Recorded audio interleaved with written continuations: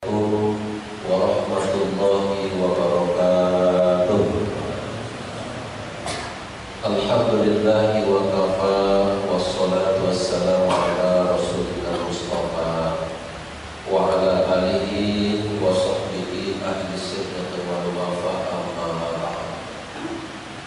Subhanaka la ilma lana illa ma 'allamtana innaka antal alimul hakim. La haula wa la quwwata illa billahil aliyyil azim. Para tua kami yang kami hormati, yang kami muliakan, Bapak Kapolda Masjid Agung Ar-Rahman Kota Pekanbaru beserta seluruh jemaah kaum muslimin dan muslimat yang semoga kita senantiasa dimuliakan oleh Allah Subhanahu wa taala. Mari kita bersyukur kehadiran Allah atas segala rahmat karunia yang Allah limpahkan kepada kita, serta kita sampaikan dan kita kirimkan salam dan sholawat kepada Nabi kita yang mulia, Rasul kita yang tercinta, Nabi besar Muhammad sallallahu alaihi wasallam, dengan ucapan Allahumma shalli ala sayyidina Muhammad wa ala ali sayyidina Muhammad. Di dalam kesempatan yang terbatas ini akan kita manfaatkan ada 7 sunnah Nabi Sallallahu Alaihi Wasallam yang insya Allah akan membawa hidup kita berkah, hidup kita akan sukses dan hidup kita akan bahagia dengan mengamalkan 7 sunnah Nabi. Seperti yang juga disampaikan oleh seorang pengarang namanya Fadlan Al-Ikhwani di dalam kitabnya Dahsyatnya 7 Sunnah Nabi. Apakah 7 sunnah Nabi itu? Bapak Ibu yang dimuliakan Allah, ini sudah biasa kita lakukan. Cuma ini Bapak Ibu sekalian hanya untuk sebagai tambahan penjelasan.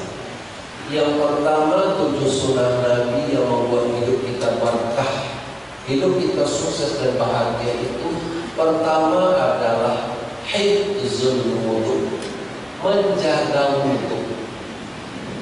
Artinya Bapak Ibu sekalian yang dimuliakan Allah Subhanahu wa taala, betapa pentingnya menjaga wudu, sehingga Nabi kita sallallahu alaihi wasallam itu dawamul wudu, berkekalan wudu. Apabila wudunya lepas, istilahnya apabila wudunya batal, dia berwudu lagi. Sehingga kaum muslimin yang dimuliakan Allah, bukan saja wudu itu untuk ibadah sholat, tetapi Bapak Ibu yang dimuliakan Allah, bagaimana nanti kita makan siang bagi yang tidak berpuasa, makan siang dalam keadaan berwudu. Ketika kita makan malam, kita juga dalam keadaan berwudu. Kalau dapat pergi pesta, kita juga dalam keadaan berwudu. Itulah sebabnya Rasulullah pernah menyebutkan, inna ummati yud'auna yawmal qiyamah gharran muhajjalina min asaril wudu. Umatku nanti, kata Nabi, akan diseru pada hari kiamat wajahnya berseri-seri. Ketika ditanya kenapa wajahnya berseri-seri, kata Nabi, min asaril wudu, karena bekas dari air wudunya. Sampai-sampai di dalam hadis disebutkan Nabi pernah memanggil si Bilal bin Rabah. Pagi-pagi dipanggil Bilal, apa amalmu yang istimewa? Sehingga sampai aku bermimpi Bilal mendengar suara terompahmu menjaga di dalam surga. Mimpi Nabi itu benar. Apa kata Bilal, Bapak Ibu sekalian?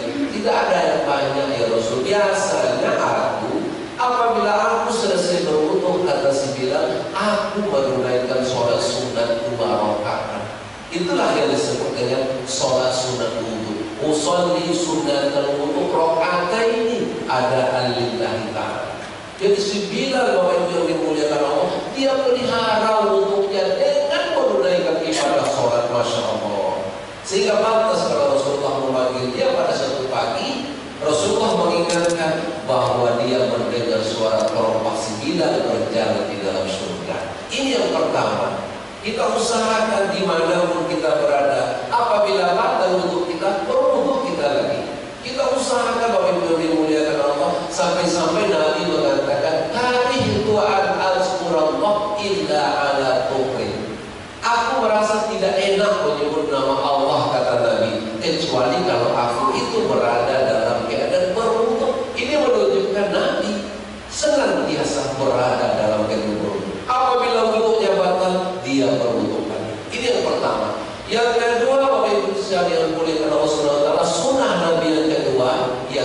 sudah mengamalkan itu, insya Allah. Yang kedua adalah sholat sunat tahajud dan witir. Biarpun tidak banyak, tapi jangan itu kita tinggalkan. Entah barangkali tahajudnya bisa 2 rakaat, ditutup dengan witir 1 rakaat. Ini namanya adalah terhitung sholatul lail yang juga tidak pernah ditinggalkan Nabi. Oleh karena itu jemaah yang dimuliakan Allah, pantas kalau Rasulullah mengatakan sholat malam itu, kata Nabi, da'us sholihin, kebiasaan orang soleh. Qurbatun ilallah, mendekatkan diri kepada Allah. Takfirul lisai'at, menghapuskan dosa.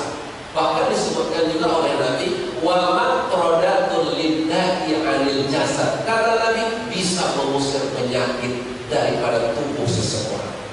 Oleh karena itu jemaah yang dimuliakan Allah, kita usahakan mengerjakan, jangan tinggalkan sholat tahajud dan witir.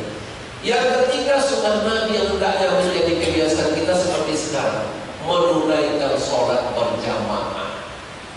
Sampai-sampai Nabi waktu sekalian meradang, dia melihat orang yang tidak menunaikan sholat berjamaah. Kalau perlu ingin dibakar, Masya Allah. Rasulullah itu tidak memarah, tapi dia sangat, rupanya dia marah kepada orang-orang yang tidak memperhatikan sholat, betapa pentingnya sholat berjamaah. Apalagi sholat berjamaah itu adalah sholat orang yang cerdas. Kita bisa bayangkan Rasulullah mengatakan sholat berjamaah afdal min sholatil fardh bisa ba'in wa ishrina darajah, 27 derajat. Kalau hari ini insya Allah kita dapat 5 kali Pak sholat berjamaah, 5 kali 27 sama dengan 135, 135. Tapi kalau kita kerjakan di rumah, Bapak Ibu sekalian, lepas memang tanggungannya, tapi nilainya cuma 5, kan 1 berbanding 27. Apabila kita mengerjakan sholat berjamaah 27 kali lipat, maka kaum muslimin yang dimuliakan Allah, kita berupaya terus dimanapun kita berada, mungkin dalam musafir, usahakan waktu zuhur bagaimana, di mana kita akan bisa singgah di masjid, di mana kita bisa menunaikan sholat berjamaah. Sedangkan yang keempat, Bapak Ibu sekalian, sunnah Nabi supaya hidup kita berkah adalah tadabburul Quran.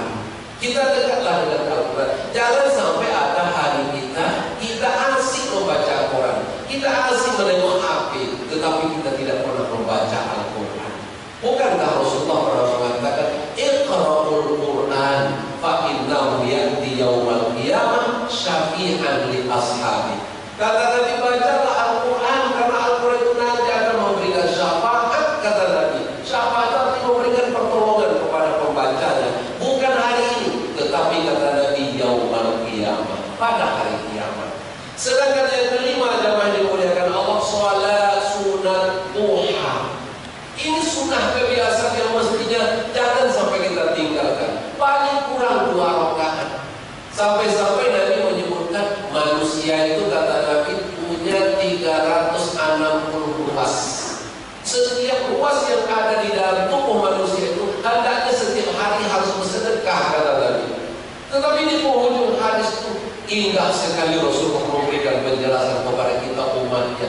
Tujzi'u bi raka'atai duha. Kata Nabi, kalau memang tidak bisa bersedekah dengan 360 ruas, memadailah, kata Nabi, dengan menunaikan sholat sunat duha sebanyak 2 rakaat. Tapi kalau bisa mengerjakannya sampai 4 rakaat, pernah Nabi bilang dalam hadis kursi, irka'li 4 rakaatin.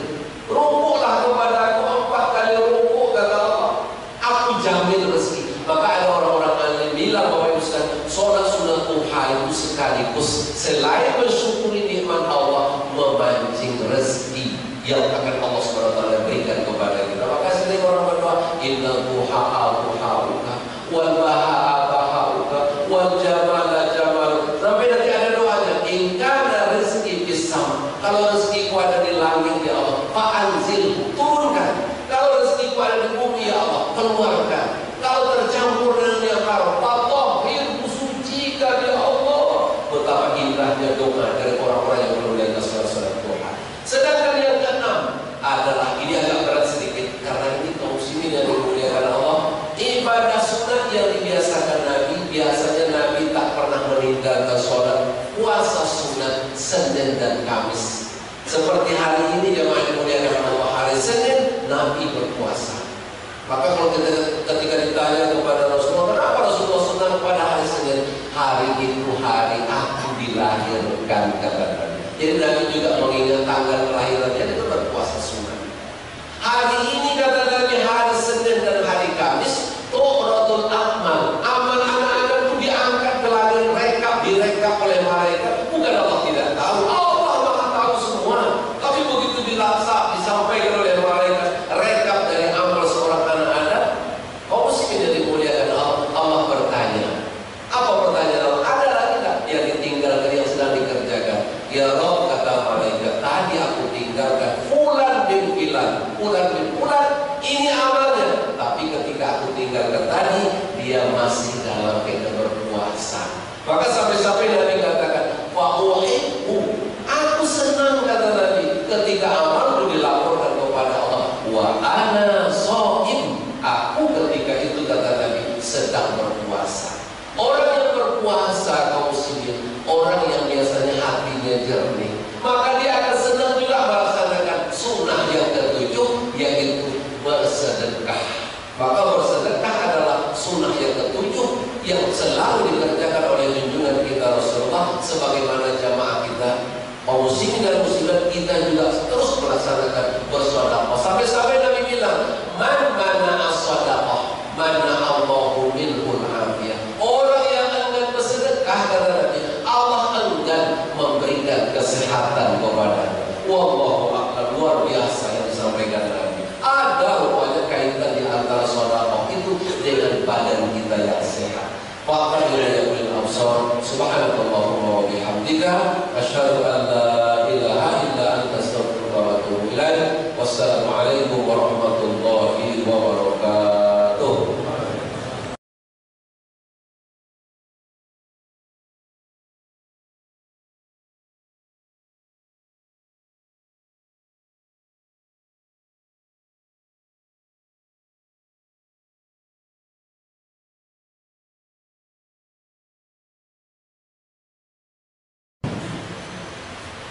Assalamualaikum warahmatullahi wabarakatuh. Bismillahirrahmanirrahim. Alhamdulillahillazi anzala sakinata fi qulubil mu'minin liyazdadu imanan ma'a imanihim. Asyhadu an la ilaha illallah wahdahu la syarika lah wa asyhadu anna Muhammadan abduhu wa rasuluh. Allahumma shalli ala sayyidina Muhammad wa ala alihi wa sahbihi ajma'in. Amma ba'du, subhanaka la ilma lana illa ma 'allamtana innaka antal alimul hakim. La haula wa la quwwata illa billahil aliyyil azim. Bapak-bapak, ibu-ibu, jamaah zuhur Masjid Abu Ar-Rahman, Kota Pekanbaru yang kami hormati, bersyukur kita kepada Allah Subhanahu wa ta'ala. Kembali Allah memberikan kesempatan kepada kita melaksanakan niat salat zuhur bersama di Masjid Abu Ar-Rahman ini dengan niat yang ikhlas. Ibadah yang kita lakukan, baik ibadah sunat yang sedang maupun yang sudah kita lakukan, apalagi ibadah wajib, semoga Allah menerimanya. Amin ya rabbal alamin. Bapak Ibu sekalian, kalau kita umat Islam ditanya orang, ini materi pengajian kita, apa tujuan hidupmu? Kalau itu pertanyaan orang kepada kita orang Islam, sama jawaban kita. Tujuan hidup saya ingin selamat dunia dan hari akhirat. Tak ada yang berbeda dari itu. Kalau seorang muslim yakin dengan agama yang diyakininya. Lalu kalau dia belum kuat imannya, ada pertanyaan kedua. Jika kamu ingin menuju hidup selamat di dunia, selamat hari akhirat, apa usaha yang harus kamu lakukan? Kalau itu pertanyaan kedua, mungkin jawabannya, usaha yang harus saya lakukan, saya harus punya agama. Ada yang muncul pertanyaan ketiga, kita ini kan di negara kita ini menganut macam-macam agama. Agama yang mana? Kita tak mau mengatakan agama itu sama. Agama yang mana?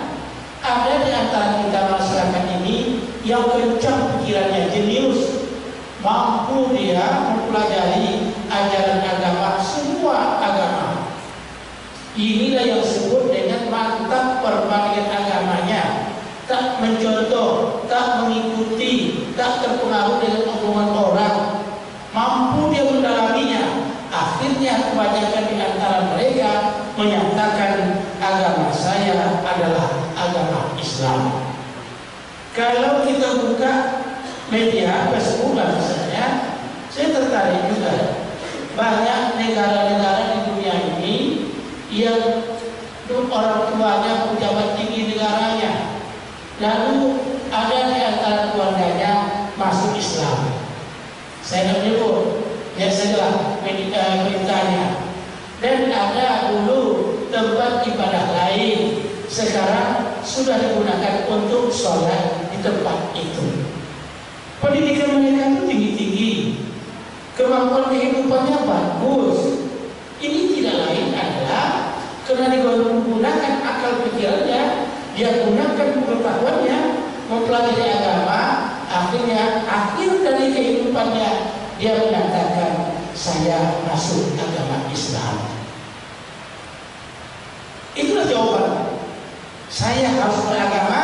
Agama yang mana? Seorang muslim tekan mengatakan agama Islam.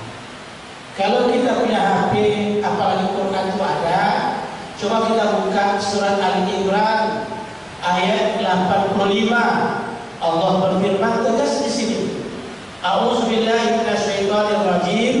Bismillahirrahmanirrahim. Wa may yabtaghi ghairal islami dinan fala yuqbal minhu wa huwa fil akhirati minal khasirin. Siapa yang mencari agama tapi yang dia cari bukan Islam, Allah tak menerima. Apapun kebaikan dia lakukan tak bernilai di sisi Allah, tak mendapat balasan. Bahkan orang itu di hari akhirat adalah orang-orang yang rugi dan juga selamat hidupnya. Ayat ini bagi seorang muslim tidak ragu lagi. Makanya orang Islam yang paham dengan Islam yakin tak akan pernah terjadi murtad, keluar dari agama Islam. Dalam pengalaman kita di Masjid Ar-Rahman ini ada dan disebut namanya, ada orang dulu dia beragama Islam lalu jadi murtad, masuk Islam lagi dia, kita Islamkan di sini, lalu kita ada lakukan wawancara. Kok terjadi seperti itu? Rata-rata orang ini kita tanya, memang kita lihat kemampuannya sangat-sangat dangkal pengetahuan agamanya. Pada baca Quran, maaf Pak Kisah. Tanya rukun iman nggak tahu dia. Kalau katanya dulu pernah Islam. Makanya Bapak Ibu yang hormati, kalau seorang muslim kurang pengetahuannya atau dangkal pengetahuan agamanya terhadap ajaran Islam, itu akan berdasarkan mereka ragu keimanannya. Boleh jadi suatu saat mudah untuk menjadi orang murtad. Nah, kalau kita yakin seyakin-yakinnya apa yang dikatakan Allah dalam ayat ini, tentu nampak dari sikap. Antara lain sikapnya kita mentaati, menjalankan ajaran Islam. Karena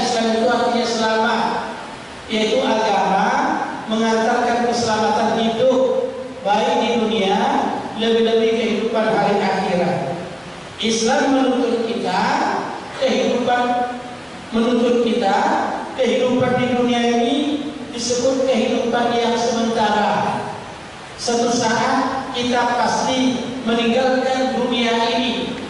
Kehidupan yang bako, kehidupan yang kekal adalah kehidupan hari akhirat. Itu ditanamkan keyakinan kepada umat Islam. Dan Islam juga disebut agama universal, yaitu agama yang mengatur semua kehidupan manusia. Tersebut di antaranya Islam menuntut kita dalam hidup ta'awun, saling bantu membantu, saling tolong menolong. Islam menuntut kita agar membebaskan diri dari kebodohan, sehingga ditekankan oleh Nabi begitu turun wahyu tentang perintah belajar membaca, sehingga diwajibkan oleh Nabi kepada kita umatnya, thalabul ilmi faridatun ala kulli muslimin wa muslimati. Wajib belajar itu laki-laki dan perempuan. Bahkan wajibnya tak dibatasi waktunya, dari ayunan sampai kelimpahan. Jangan sampai umat Islam itu bodoh di bidang ilmu pengetahuan. Karena ilmu orang beriman, bila dia berilmu, Allah akan mengangkat derajatnya. Makanya dikatakan oleh Nabi, kemiskinan itu akan mendekatkan kita kepada kekufuran. Kekufuran itu akan menggolongkan kita, memasukkan kita ke neraka. Sehingga orang yang tak ada daripada makan, lapar perut, lalu dia lakukan apa keinginannya. Tak mampu dia lagi mengendalikan hawa nafsunya. Padahal agama telah menuntut man khalaqa hawahu kanatil jannatu ma'wahu. Siapa yang mampu mengendalikan dirinya, mendorong dirinya ke surga selama hidupnya. Sebaliknya yang memperturut tak bisa dia kendalikan, neraka, tentu tak selamanya hidupnya. Begitulah ajaran Islam menuntut kita. Islam juga mengatur tentang pemimpin dalam kehidupan rumah tangga. Tunkahul mar'atul li ama'in limaniha wa li hasabiha wa li jamaliha wa li diniha. Nikahi kalangan apa? Pertama, bangsawan, keturunan yang baik-baik. Tentu baiknya menurut pandangan Islam. Ada budaya dari kampung-kampung. Dulu Bapak Ibu hormati, kan ada hadis, setiap bayi yang lahir itu fitrah. Yang salah adalah ayah dan ibunya. Tapi ada pandangan di kampung-kampung apa? Walaupun anakku hebat jadi imam, hafal Al-Quran, jangan dia majukan ke depan jadi imam katanya. Kenapa? Dulu dia lahir, orang tuanya dulu belajar dari Jawi. Kalau ini terjadi pada diri anak kita, tahu dia berita itu dalam masyarakat, pasti anak kita tertekan perasaannya. Jangan-jangan nanti stres, dia bunuh diri. Satu-satu anak kita itu. Makanya saya selalu juga mengingatkan dalam penyuluhan pranikah anak-anak kita, itu saya ingatkan, jaga diri. Jangan terjadi dulu banyak dari Jawi. Saya ingatkan seperti tadi. Ini Bapak Ibu hormati, Islam mengajarkan itu bangsawan. Yang kedua, hartawan. Tentu ukurannya menurut pandangan kita, bukan harus kaya. Kemudian kecantikannya. Keempat, agamanya. Di antara yang keempat itu ditekankan oleh Nabi, utamakan agama. Karena dia akan jadi pemimpin dalam kehidupan rumah tangga. Makanya Bapak Ibu hormati, bahkan pemimpin ini orang beriman. Kalau orang kafir, kenapa tak boleh? Takut nanti mendapat kekuasaan, dia akan menjalankan misinya. Kalau kita bawa dalam kehidupan kita hari ini, dia yang berkuasa menentukan kebijakan, tentu anggaran itu akan dia prioritaskan untuk misinya. Kalau gitu kalau makanya kalau seorang muslim tentu akan lakukan pula misinya sesuai dengan keyakinan yang ada pasti. Makanya siapa itu yang jadi pemimpin? Adalah semua kamu adalah pemimpin dan kamu akan minta pertanggungjawab dalam hal pimpinannya. Yang melaksanakan kewajiban itu sesuai dengan kemampuan yang ada pada dirinya hanyalah umat Islam yang mengetahui dan meyakini ajaran Islam. Kita ramai-ramai rutin rajin datang ke masjid ini tidak lain adalah karena tertancap keyakinan dalam diri kita tentang ajaran Islam, termasuk diantaranya yaitu perintah Allah dan Al-Quran untuk salat berjamaah, termasuk juga perintah Allah untuk meramaikan masjid. Mudah-mudahan dari sedikit ini, apabila kita telah tertancap keyakinan dan ini tetap kita pertahankan dalam kehidupan kita untuk mentaati sejauh kemampuan yang ada pada diri kita untuk melaksanakan ajaran Islam. Amin ya rabbal alamin. Demikian dan terima kasih. Mohon maaf wal minkum. Wallahu waliyut taufiq wal hidayah. Assalamualaikum warahmatullahi wabarakatuh.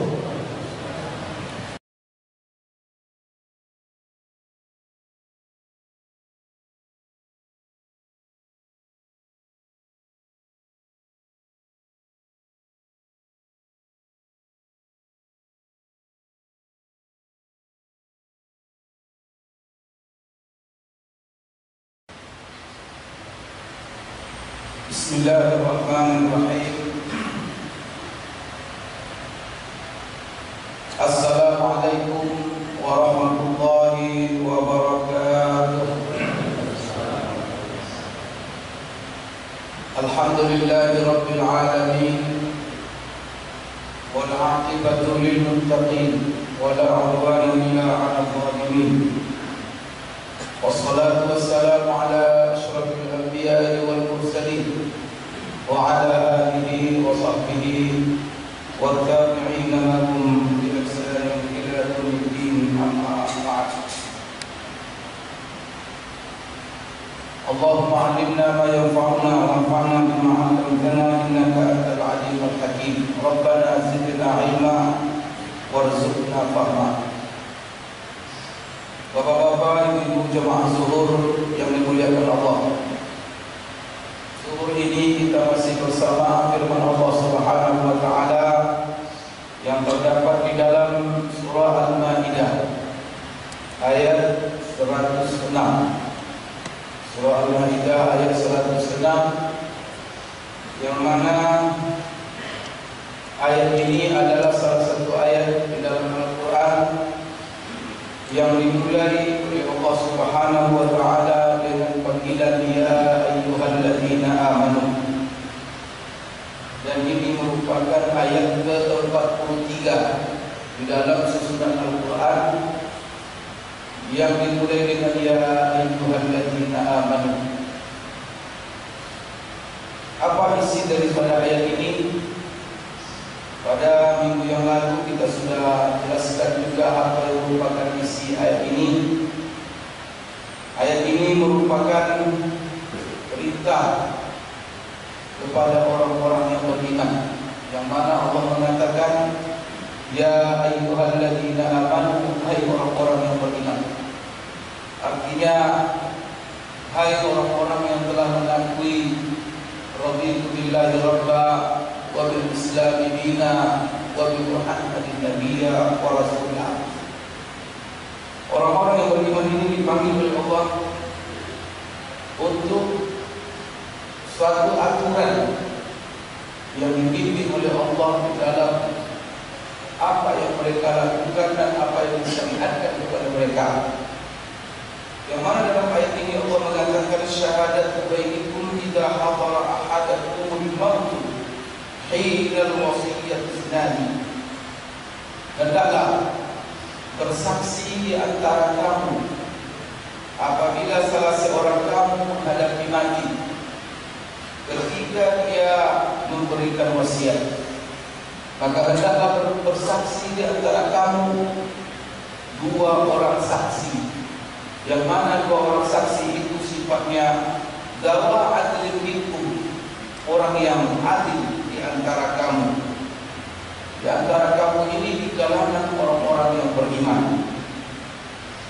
Berarti ayat ini adalah memerintahkan kepada kita untuk mengangkat atau menunjuk saksi ketika kita berwasiat kepada orang-orang yang akan kita wasiatkan setelah kita ataupun ketika kita meninggal dunia. Wasiat ini Bapak Ibu sekalian adalah harta yang kita berikan di jalan Allah, tetapi dia itu dengan syarat harta itu baru dibagi atau diberikan kepada pihak-pihak yang telah kita tunjuk setelah kita mati nantinya. Berbeda dengan sedekah. Kalau sedekah adalah harta yang kita sumbangkan, harta yang kita berikan di jalan Allah dan karena Allah di waktu kita hidup. Kalau ada orang miskin kita berikan dia langsung kita hidup, itu adalah sedekah. Tapi kalau wasiat ini adalah kalau nanti saya mati, maka tolong sebagian harta saya berikan kepada si anu, sumpahkan kepada si anu, salurkan kepada lembaga ini, yayasan ini. Itu namanya adalah wasiat. Maka wasiat itu apa bedanya dengan sedekah? Kalau sedekah itu adalah hidup. Sedangkan wasiat adalah harta yang kita wasiatkan kepada orang-orang yang tempat kita berwasiat supaya disalurkan harta itu nanti setelah kita meninggal dunia. Bapak Ibu sekalian, wasiat ini hikmah disyariatkannya banyak sekali. Di antaranya adalah bahwa kadang-kadang ada karib-karib kerabat kita. Ini yang paling penting sekali. Ada karib kerabat kita yang mana kalau kita meninggal dan kita punya harta, mereka kerabat dan mereka dekat dengan kita, tetapi mereka tidak masuk dalam kategori ahli waris. Dan mereka adalah orang-orang yang lain kepada kita. Umpamanya, seorang bapak meninggal dunia dan dia meninggalkan di situ ada istri, ada bapaknya, kemudian ada anak-anaknya. Siapa yang mendapat waris? Apalagi anaknya adalah laki-laki. Yang mendapat waris cuma 3 pihak saja. Orang tuanya, kemudian istrinya, kemudian anak-anaknya. Kalau dia punya saudara, tak dapat apa-apa. Kalau dia punya paman, tak dapat apa-apa. Padahal semuanya itu kerabat. Kalau harta kita banyak, ada satu hal yang kadang-kadang Bapak Ibu sekalian, saudara kita banyak yang miskin, ya. Karena saudara perempuan kita, saudara laki-laki kita, dan mereka kadang-kadang sudah berjasa waktu kecil dia bersama ibu kita, bersama bapak kita, membesarkan kita, dan dia mengasuh kita. Setelah kita besar, kita punya anak, harta banyak sekali. Kita jadi orang kaya. Kemudian anak-anak yang akan kita tinggalkan laki-laki dan perempuan, alhamdulillah mereka juga sudah bekerja. Mereka juga sudah punya penghasilan. Kalau anak perempuan punya suami, orang yang berada. Dan saudara kita yang berkiprah sejak kita kecil, membantu kita, Bapak Ibu sekalian, melihara kita. Maka mereka ketika kita meninggal dunia, kalau istri ada, orang tua ada, jangankan istri, kalau istri ada, orang tua ada, anak-anak ada, maka yang mendapat warisan siapa? Yang mendapat warisan hanya istri dan anak-anak. Saudara tidak dapat. Bagaimana caranya supaya saudara itu juga dapat? Apalagi kalau kita ketahui saudara kita itu miskin, itu paling penting sekali. Maka Bapak Ibu sekalian jangan segan-segan. Bagaimana supaya mereka nanti tidak merasa, apalagi seorang anak kita dikasih mereka tidak ketika mendapat warisan. Yang namanya harta, Bapak Ibu sekalian, tak ada orang yang pernah puas dengan harta ini. Sekalipun kadang-kadang anak-anak kita, apalagi anak kita yang tidak tahu agama, jiwa sosialnya kurang, wah ini sangat berbahaya sekali. Maka ketika mereka kita meninggal dunia, anak-anak kita tidak kita wasiatkan supaya memberikan kepada kerabat-kerabat terdekat yang mana kita punya hubungan kasih sayang dengan mereka. Ketika harta waris dibagi-bagi, yang mendapat cuma istri dan anak-anak saja. Saudara yang menonton. Di sinilah Islam memberikan jalan dan memberikan solusi. Dan banyak sekali orang bertanya, jadi bagaimana caranya ini saudara dapat di miskin? Ini ada pamannya miskin juga tidak dapat. Kadang-kadang dipaksakan membagikan dalam harta warisan. Secara warisan tidak ada bagi. Mereka tidak mendapatkan apa-apa. Maka satu-satunya jalan hanya wasiat. Maka bapak-bapak nanti kalau ada satu lagi yang begitu yang susah hidupnya, kita punya anak dan mereka, anak-anak kita apalagi orang-orang yang sudah berada, yang sudah kokoh dalam ekonominya, kita lihat saudara kita, maka jangan berlupa berwasiat kepada mereka. Maka kalau ketika kita berwasiat, maka tidak ada alasan lagi oleh ahli waris. Dan sebagaimana saya jelaskan pada minggu yang lalu, bahwa sebuah harta atau harta yang ditinggalkan si orang yang meninggal dunia, baru itu dijadikan warisan setelah dibayar wasiat yang diwasiatkannya dan setelah dibayar hutang piutangnya, baru waris. Maka nanti anak-anak kita yang tinggal, ketika harta ada, maka mereka tidak langsung bagi. Ada wasiat tak? Ketika ada wasiat, dibayar dulu wasiat. Dan di sini Allah Subhanahu wa taala mengatur bagaimana kita berwasiat. Maka berwasiat ini Bapak Ibu sekalian, pertama disyariatkan hal-hal supaya orang nanti tidak mengingkari wasiat ini. Dan banyak sekali orang kalau seandainya wasiat ini tidak diatur Bapak Ibu sekalian, banyak sekali orang mengingkarinya, apalagi semuanya cinta harta. Dan di sini orang-orang yang meninggal dunia atau dia merasa sudah tua dan sebentar lagi meninggal dunia, dan ada orang-orang yang kepengen dikasih harta oleh mereka dan mereka tidak akan merupakan ahli waris, maka Bapak Ibu sekalian cepat-cepat memberikan wasiat setelah meninggal dunia, diwasiatkan sepertiga harta atau kurang dari itu untuk yang telah kita tentukan, khususnya untuk membangun dan menjalin rasa kasih sayang antara yang memberikan dan antara yang diwasiatkan sampai nanti meninggal dunia. Coba bayangkan Bapak Ibu sekalian, saudara kita yang capek berkontribusi dengan kita, setelah itu kita tidak memberi wasiat dan mereka tidak dapat apa-apa. Apa kira-kira kata mereka? Ya Allah, itu sangat menyedihkan sekali. Dan dilihatnya anak kita bermewah-mewah. Allahu Akbar. Dari sisi perasaan sosial tidak bagus sekali. Maka agama mengatur untuk menutupi itu semua. Ini adalah pelajaran bagi kita. Dan bagaimana supaya jangan ahli waris sampai mengingkarinya? Maka wasiat itu pertama ditulis. Kalau sekarang itu apa? Ditulis dalam apa namanya, nota yang resmi sekali. Kalau bisa nanti diberikan kepada notaris. Setelah itu tidak cukup hanya ditulis, tetapi disaksikan nanti minimal oleh 2 orang saksi yang dipercaya dan 2 orang saksi yang disegani. Maka di dalam ayat ini Allah menganjurkan kalau seandainya si yang berwasiat ini ragu nanti terhadap penyimpangan yang akan terjadi dalam wasiat, maka Bapak Ibu sekalian, kalau seandainya dia ragu, maka dia harus 2 saksi itu dihadirkan ke masjid. Dan nanti setelah sholat asar, kemudian ketika itu sudah disumpah 2 saksi itu bahwa mereka tidak akan menyimpang, bahwa mereka tidak akan menyelewengi, dan bahwa kami akan berlaku adil. Begitulah disumpah saksi itu untuk apa? Untuk supaya saksi dia adalah merupakan kesaksian yang benar. Nanti kadang-kadang apa yang terjadi? Dia menjadi saksi, tetapi setelah dia menjadi saksi, apalagi hanya kesaksian yang dilihat dan tidak tercatat. Ketika itu nanti bisa saja nanti ahli waris bermain. Apalagi sepertiga harta itu jumlahnya banyak sekali. Dan saksi ini Bapak Ibu sekalian tidak dibayar karena saksi ini adalah ibadah. Tapi kalau seandainya ada yang membayar saksi, ya silakan.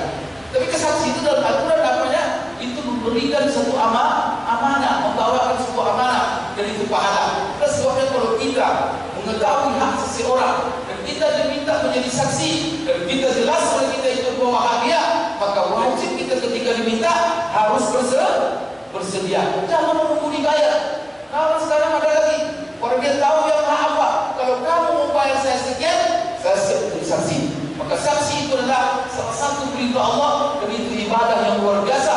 Karena itu adalah dalam rangka menegakkan yang hak. Dan ini masuk dalam apa dikatakan oleh Allah dalam Al-Quran. Wal 'asri innal insana lafi khusr illa alladziina aamanu wa 'amilus shalihati wa tawassaw bil haqq. Mereka saling berwasiat, mereka saling bekerja sama juga dalam kasus umpamanya pidana atau apa. Kalau seandainya kita harus berani, orang beriman itu harus berani. Kita mengetahui yang hak dan kita diminta kesaksian, bawakan kesaksian itu dengan sebenar-benarnya.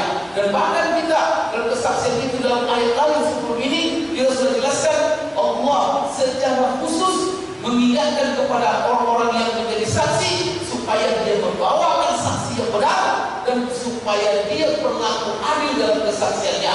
Jangan takut kepada orang yang disaksikan, siapapun pihak yang disaksikan.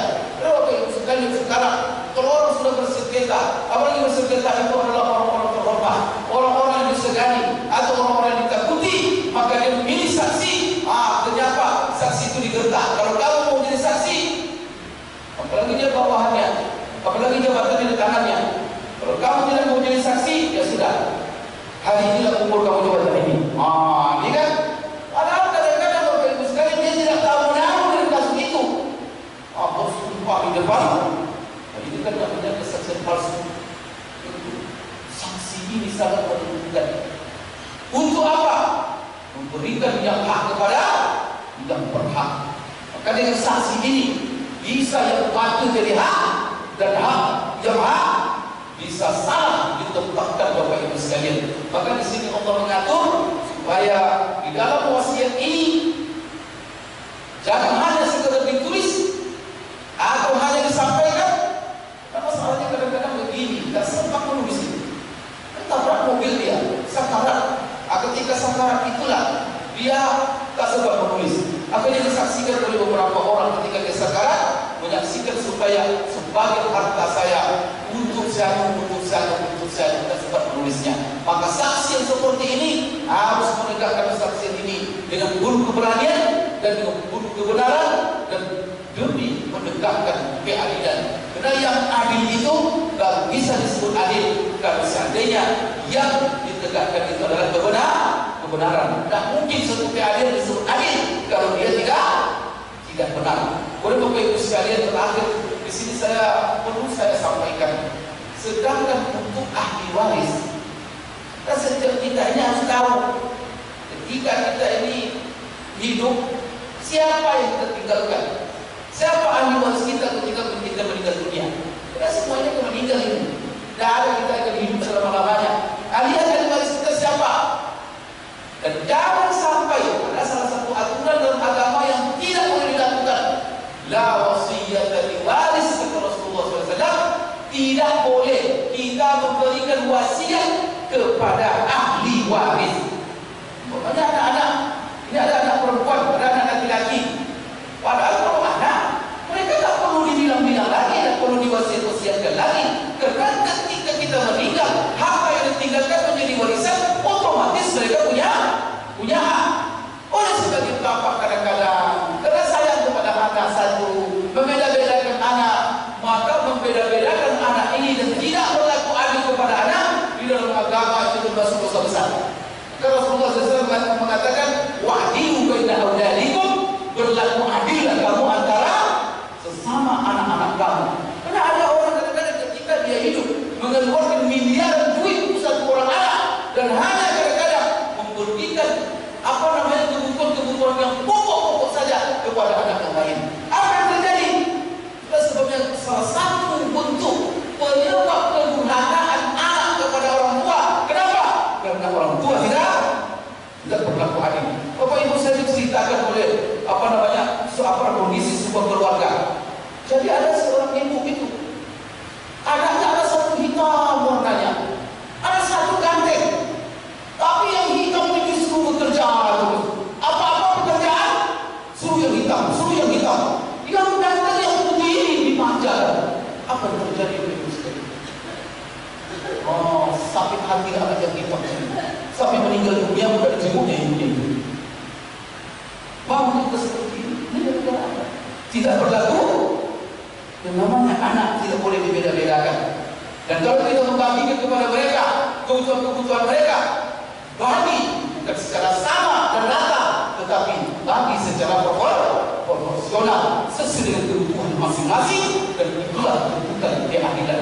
Dan maka tidak boleh nanti kita berwasiat kepada ahli waris. Kenapa? Karena ahli waris sudah mendapat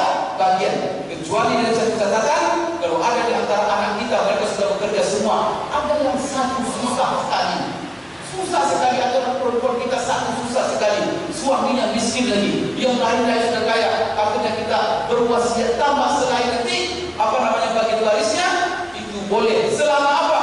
Selama seluruh ahli waris setuju. Maka bapak perlu kumpulkan semua anak-anak. Bagaimana kalian semua? Dan satu itu hidupnya susah, terus suaminya susah. Bagaimana kalau saya wasiatkan sekian untuk dia sendiri? Mengingat apa? Kalian setuju? Setuju katanya. Buat nanti kertas, maka tahan semua. Itu dibolehkan. Tetapi tanpa persetujuan tidak boleh membeda-bedakan anak dan tidak boleh memberikan wasiat.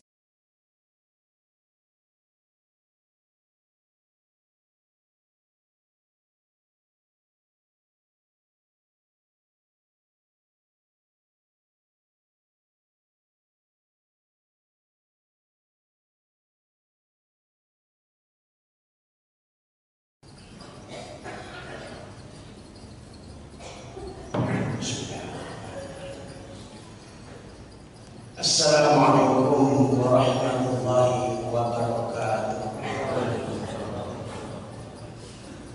Alhamdulillahirabbil alamin wa bihi nasta'in ala umuri dunya waddin. Wassalatu wassalamu ala Muhammadin wa ala alihi washabbihi ajma'in. Rabbi shrah li sadri wa yassir li amri wa hlul 'uqdatam min lisani yafqahu qawli. Allah Subhanahu wa ta'ala أعوذ بالله من الشيطان الرجيم بسم الله الرحمن الرحيم واضرب لهم مثلا أصحاب القرية إذ جاءها المرسلون إذ أرسلنا إليهم اثنين فكذبوهما فعززنا بثالث فقالوا إنا إليكم مرسلون. صدق الله العظيم. Kaum muslimin dan muslimat jamaah sekalian, seperti yang dimuliakan Allah, alhamdulillah, pada kesempatan ini kita kembali hati kita dalam panggilan Allah Subhanahu wa ta'ala untuk hadir di rumah Allah yang mulia ini dalam melaksanakan aktivitas ibadah kita, yaitu salat zuhur berjamaah. Sebelum salat zuhur, kita ingin sedikit memberikan tausiah zikr mengingatkan kita semua. Insyaallah pada kesempatan ini kita akan ceritakan sedikit ibrah. Ambil pelajarannya tentang ashabul qaryah. Penduduk suatu negeri, sebagian ulama tafsir mengatakan negeri itu adalah negeri Antokia di Laut Tengah. Bapak Ibu yang berdoa Subhanahu wa ta'ala, yang intinya nanti kalau Allah telah muak bahasa kita, kalau Allah sudah mengucap kemarahannya kepada hamba, Allah memusnahkan hamba berdasarkan. Contohnya dalam surat Yasin itu, in kanat illa sayhatan wahidatan fa idahum khamidun. Allah kirim malaikat untuk teriak saja, hai, sekali itu saja, dan mengumpul semuanya, mati semua. Mudah saja bagi Allah untuk menolong kita. Sekali teriak saja di Indonesia ini, malaikat disuruh oleh Allah SWT teriak satu kali, saya kata wahidah, satu kali teriak saja, mati semua. Apa kesalahan-kesalahan mereka yang mendapat hukuman Allah Subhanahu wa ta'ala? Ini terjadi pada masyarakat Antokia. Dalam Al-Quran tidak disebutkan masyarakat Antokia. Sebagian ulama mengatakan masyarakat Antokia itu di samping Turki, bagian Turki. Artinya dia mengatakan di Laut Tengah. Tapi Quran tidak menyebutkan masyarakat Antokia karena tempat itu tidak perlu. Kapan terjadinya, di mana terjadinya itu tidak perlu oleh Al-Quran. Yang perlu ulama. Inti sejarah ini apakah inti kisahnya? Maka Quran itu mengisahkan bukan sejarah. Kalau sejarah ada tanggal, ada tahunnya. Kalau kisah tidak, tidak berpelajaran. Apa kesalahan mereka? Yang pertama, mereka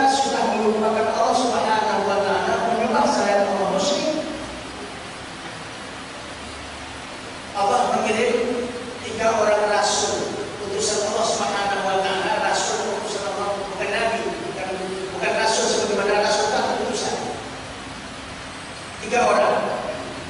Ini adalah terjadi pada masa Nabi Isa alaihissalam. Yang 3 orang ini sahabat Isa. Wadrib lahum masalah ashabal qaryah.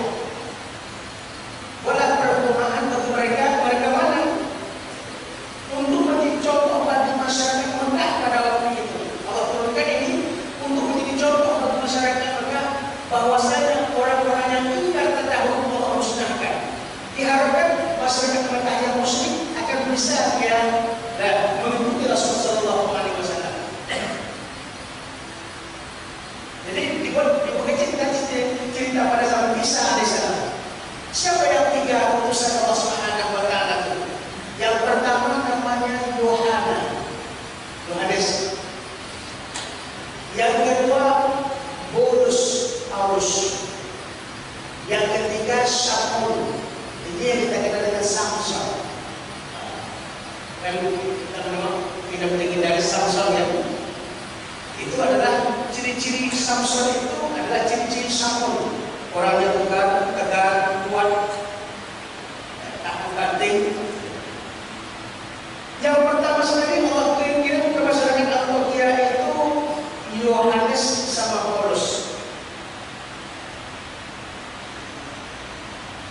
Bahkan dalam hubungan, apa katanya? Kalian bukan saudara-saudara kita, apa saudara-saudara kami, semua manusia seperti kami. Apa beda kalian? Tak ada bedanya.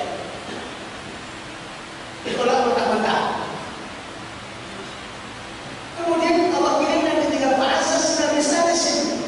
Faqalu minna ilaihi wasallam. Dikirim yang ketiga namanya Saul. Nanti yang bukan yang pakai. 2 sudah banyak nama yang dibagai Saul atau Samson.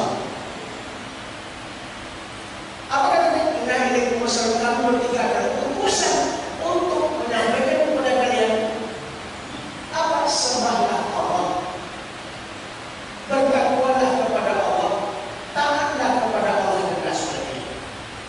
Sebagaimana juga dakwah umat Nabi Isa alaihissalam sama dengan dakwah Nabi Muhammad alaihissalam. Yang ketiga ibadah kepada Allah, kemudian bertakwa, kemudian mentaati Allah dan Rasulnya. Apa yang terjadi? Yang terjadi pada waktu itu mereka menolaknya. Menolak usaha Allah Subhanahu wa taala yang 3 ini. Disebutkan dalam surah Yasin, apa kata Allah Subhanahu wa taala dalam surah Yasin? Qalu ma antum illa basyarun misluna. Kamu tidak siapa-siapa seperti kamu. Itulah ya.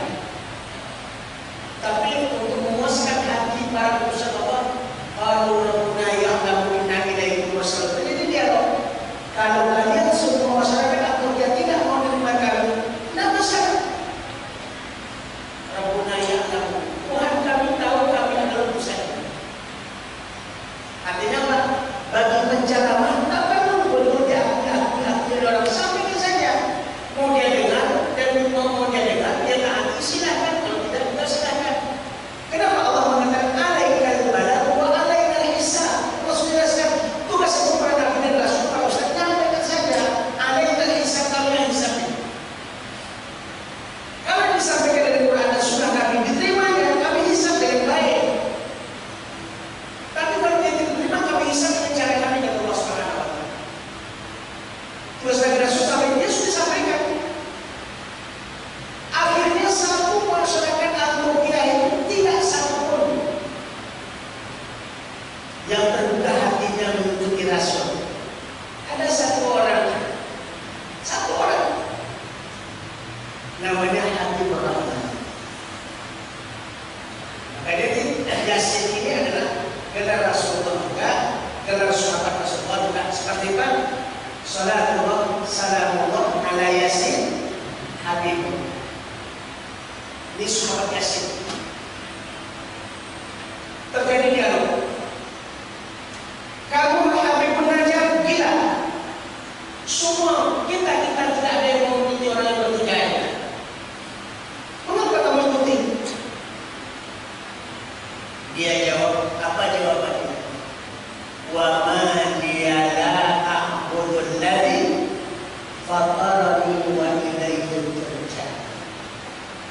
ada alasan bagiku untuk tidak beribadah kepada Allah.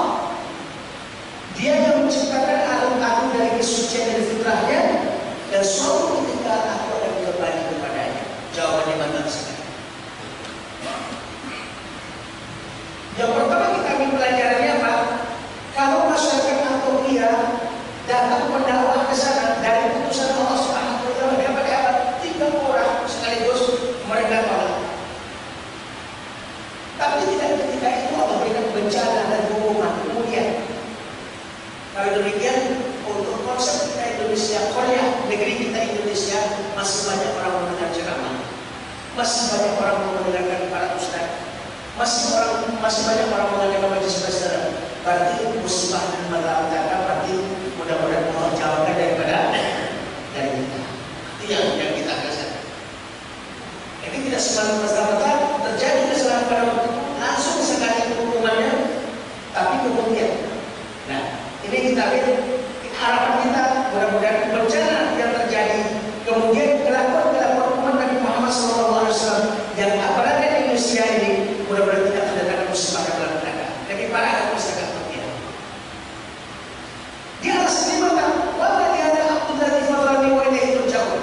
Tidak ada alasan bagi untuk tidak beribadah kepada Allah. Saat itu kan. Sekarang ini kita bawa kepada diri kita. Apa alasan kita untuk tidak salat? Bukan kata Fadil Masjid Abdullah ibnu Ummi Maktum bukan. Dan semua bagaimana saya ke masjid salat berjamaah, saya bukan. Kamu dengar saya dengar ke masjid. Orang bukan. Coba Bapak tengok di YouTube, ada sebagian kita yang di rumah itu orang buta dari rumahnya dibuat tali sampai ke masjid. Setiap salat berjamaah, kalau tali itu disuruh sampai ke masjid. Tadi pulang pakai tali itu. Tentu rumahnya kan di kampung, kalau kota baru tali habis itu. Begitulah keinginan untuk menjawab. Kenapa? Dia merasa wama dia ada abdul ladzi fatarani wa ilaihi turja'un. Tidak ada alasan bagi untuk tidak beribadah kepada Allah. Apa alasannya? Lumpuh, gila, tak ada alasan sama sekali. Makanya sempurna, kesehatannya sempurna, pikirannya sempurna, sempurna semuanya. Alasan apa yang akan kita ajukan kepada Allah? Ya Allah, saya tidak bisa ibadah kepada karena ada alasannya. Kalau tidak ada, kalau kita tidak bisa memberikan alasan kepada Allah Subhanahu wa taala, maka hadhihi jahannam allati kuntum tu'adun. Inilah neraka jahanam yang dulu dari dunia kepada kita. Bapak hadirin Allah Subhanahu wa taala. Ya. Jadi di sini kita tengok dia tidak beralasan, tidak punya alasan. Karena begitu mantap akidah, begitu mantap keyakinan yang mengikuti rasul yang 3 tadi. Yohanes, Paulus, sama Samuel tadi dia ditangkap oleh orang-orang Belgia. Ditangkap, setelah ditangkap disalib di perbatasan Antioquia, Aqsa. Aqsa itu ujung. Ujung kampung. Kita mau disalib. Setelah disalib apa? Dan ketika dia mau mati, dan Allah Subhanahu wa taala memperlihatkan kepada dia surga. Ya, mama dia ada alternatif untuk mencari jauh. Apa salah ayat ini? Mama dia ada alternatif untuk mencari jauh. Di apa dikatakan di situ adalah bima ghafarani rabbi wa ja'alani minal mukramin. Nah, qila yadkhulul jannah qala ya laita qaumi ya'lamun. Ketika dia mau mati, Allah nampakkan kepada dia surga, kepada Habibun Najjar. Setelah dia menerima surga, dia menyesal. Apa menyesalnya? Alangkah jika kau tahu bahwasanya pemerintah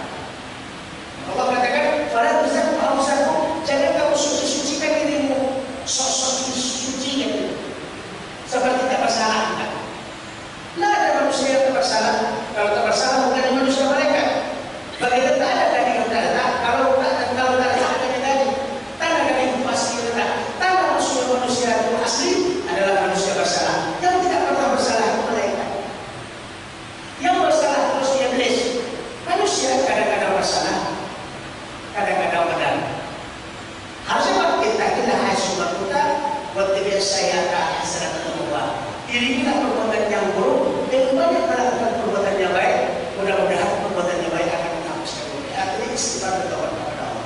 Maka setiap sudah sholat kita dianjurkan astagfirullahaladzim, astagfirullahaladzim. Kenapa kita dianjurkan? Supaya Allah mengampuni dan bima ghafara li rabbi wa ja'alni minal muttaqin. Saya masuk surga, dimasukkan Allah ke dalam surga, dan Allah mengampuni dosaku. Allah menjadikan dia orang yang mulia. Siapa yang mulia di antara kamu? Inna akramakum indallahi atqakum. Orang mulia di antara kamu adalah orang yang bertakwa kepada Allah Subhanahu wa taala. Maka takwa adalah mu'addat dan muttaqin, surga Allah setiap orang bertakwa. Inilah barangkali pelajaran kalau bagi masyarakat Antokia seperti itu, dan payah mengajak, payah mendakwahnya, tapi masih ada biasa. Maka kita jangan berputus asa untuk berdakwah. Masing-masing kita punya tanggung jawab berdakwah. Bukan ustaz saja yang berdakwah. Nah, maka Ustaz Somad bukan ustaz saja. Yang paling besar dakwahnya polisi. Yang paling besar dakwahnya adalah Pemda, buat perda dan sebagainya. Itu sangat besar sekali dakwahnya. Mari masing-masing kita berdakwah untuk menyelamatkan negeri kita ini dari kehancuran. Karena kalau Allah itu sudah murka kepada kita, menghancurkan kita mudah saja. Satu kejadian datang dari Indonesia. Mudah-mudahan bermanfaat bagi kita semua. Subhanallah wa bihamdika, asyhadu an la ilaha illa anta, astaghfiruka wa atubu ilaik. Wassalamualaikum warahmatullahi wabarakatuh.